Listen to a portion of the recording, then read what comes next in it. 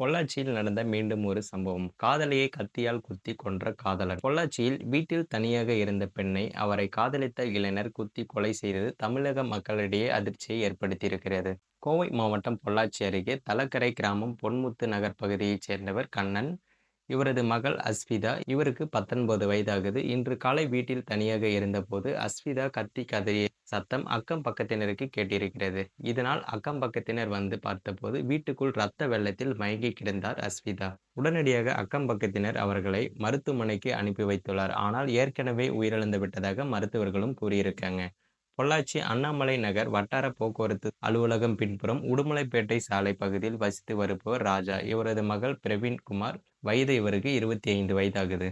கடந்த 5 வருடங்களுக்கு முன்பு இருவரும் பக்கத்து பக்கத்து வீட்டில் வசித்துள்ளார். அப்போது அஸ்விதாவுக்கும் பிரவீன்குமாருக்கும் இடையே பழக்கம் ஏற்பட்டு காதல் மலர்ந்துள்ளது.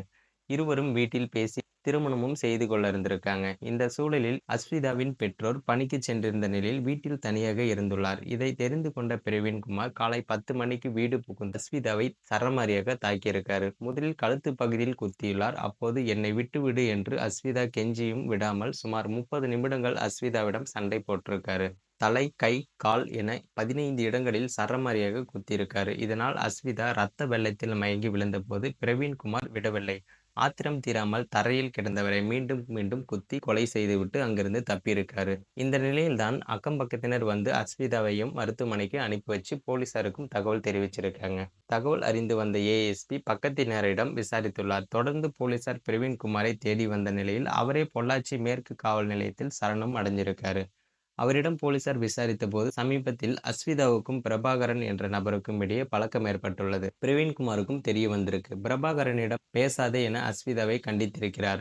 இருந்தும் தொடர்ந்து அஸ்விதா பிரபாகரனிடம் பேசி வந்திருக்காரு. அது பிடிக்காமல் இப்படி செய்துவிட்டேன் என்று பிரவீன்குமாரும் கூறியிருக்காரு. மேலும் அவரிடம் தொடர்ந்து போலீசார் விசாரணையும் நடத்தி வருகிறாங்க. மேலும் இது போன்ற வீடியோக்களை உடனுக்குடன் காண மறக்காம நம்ம சேனலை சப்ஸ்கிரைப் பண்ணுங்க.